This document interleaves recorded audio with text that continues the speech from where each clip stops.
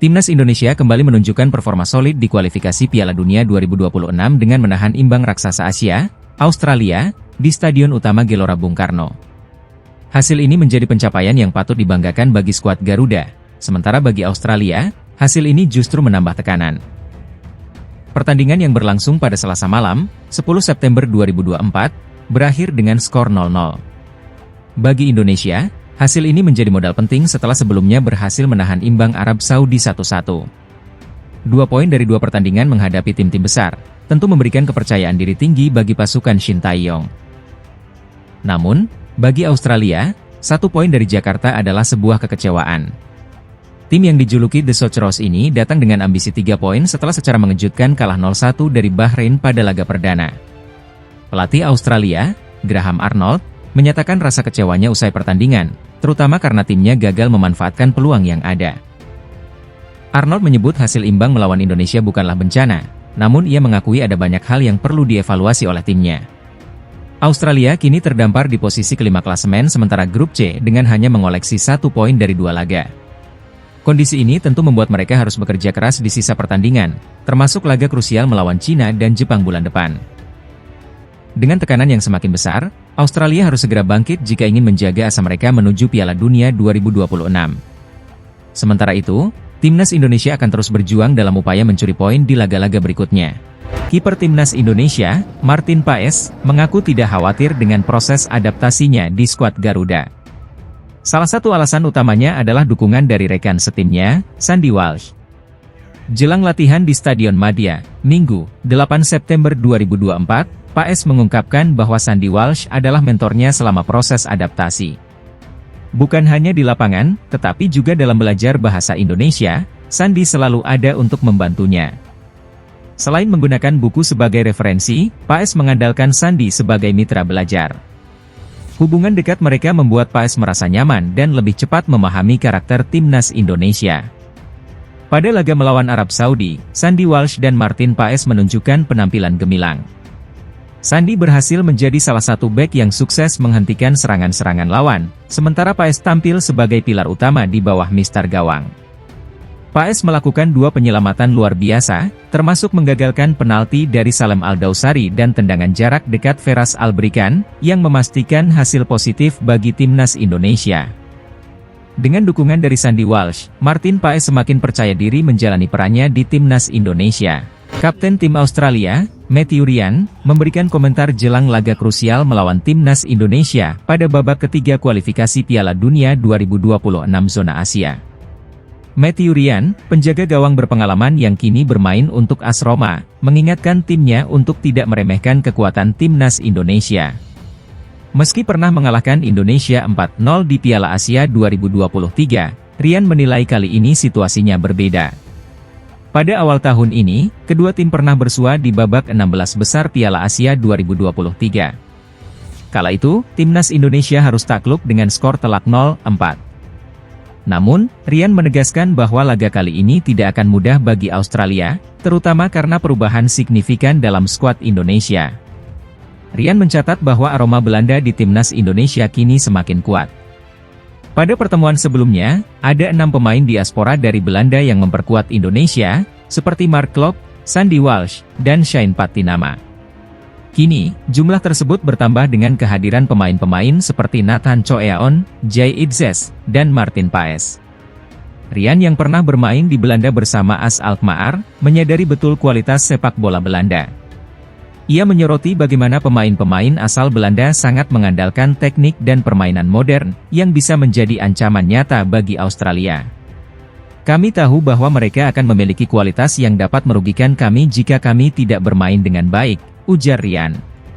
Ia menambahkan bahwa Australia harus fokus pada performa mereka sendiri dan tidak memberi kesempatan bagi Indonesia untuk mengeksploitasi kelemahan mereka.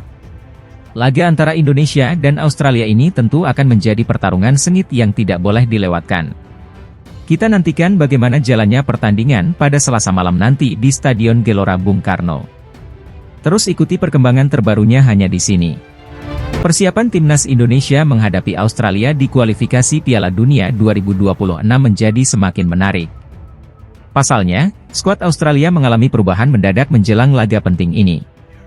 Australia, yang dikenal dengan julukan The Socceroos, sedang berada dalam tren negatif setelah kalah mengejutkan dari Bahrain di laga perdana putaran ketiga kualifikasi Piala Dunia 2026 zona Asia.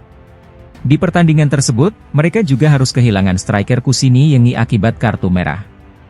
Sebagai langkah perbaikan, pelatih Graham Arnold memutuskan untuk melakukan perubahan signifikan dalam skuadnya. Yengi dicoret, dan sebagai penggantinya, Arnold memanggil striker dari Liga Denmark, John Iredale. John Iredale, penyerang berusia 25 tahun yang bermain untuk Aalborg BK, kini menjadi pilihan baru. Iredale lebih berpengalaman dibandingkan Yengi, dengan catatan bermain di berbagai liga Eropa sejak usia muda. Dia telah tampil dalam 8 pertandingan musim ini, sedangkan Kusini Yengi baru 2 musim bermain di Liga Inggris. Meskipun Iredale memiliki pengalaman lebih, Yengi masih unggul dalam hal produktivitas gol dengan 17 gol dalam 3 musim terakhir, dibandingkan 13 gol yang dicetak Iredale.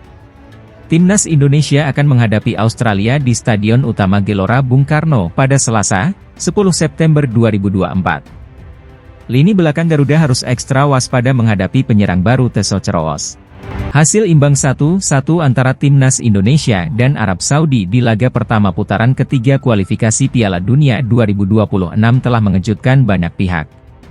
Bermain di Stadion King Abdullah Sports City, Jeddah, Timnas Indonesia berhasil menunjukkan kekuatannya yang membuat Asia kini menaruh perhatian besar. Dalam pertandingan tersebut, skuad Garuda bahkan sempat unggul lebih dulu melalui gol Ragnar Oratmangoen, meski kemudian Arab Saudi berhasil menyamakan kedudukan di akhir babak pertama. Penyelesaian penalti oleh Martin Paes menjadi salah satu momen krusial yang memastikan skor imbang 1-1. Sorotan atas penampilan Indonesia tidak hanya datang dari Asia, tetapi juga dari negara tetangga, Vietnam. Media lokal Vietnam, Dan Tri Vien, menyebut bahwa sepak bola Indonesia telah membuat seluruh Asia ketakutan dengan potensi luar biasa yang mereka tunjukkan. Mereka juga menyoroti bahwa meskipun Indonesia bukan unggulan, hasil imbang ini membuktikan kekuatan dan perkembangan signifikan skuad Garuda. Salah satu bek Arab Saudi, Sultan Al-Ghanam, mengakui bahwa hasil ini bukan karena timnya tampil buruk, tetapi karena Indonesia bermain dengan luar biasa. Ia mengungkapkan kekagumannya atas perkembangan pesat Timnas Indonesia di bawah asuhan Shin Tae-yong.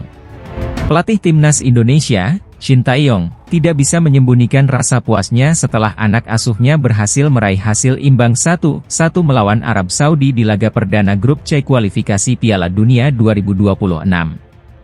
Pertandingan yang digelar di Stadion King Abdullah Sports City, Jeddah, Jumat dini hari, menjadi bukti bahwa Timnas Indonesia tidak gentar meski bermain di kandang lawan. Indonesia berhasil mencuri gol lebih dulu lewat aksi Ragnar Oratmangoen pada menit ke-19. Namun, Arab Saudi berhasil menyamakan kedudukan di penghujung babak pertama melalui gol Musab Al-Juair. Skor imbang 1-1 bertahan hingga akhir pertandingan. Dengan hasil ini, Timnas Indonesia kini berada di peringkat keempat klasemen sementara grup C dengan 1 poin, sama dengan Arab Saudi yang berada di posisi ketiga. Meski hasil ini baru langkah awal, Shin Tae-yong mengaku sangat puas dengan performa yang ditunjukkan para pemainnya.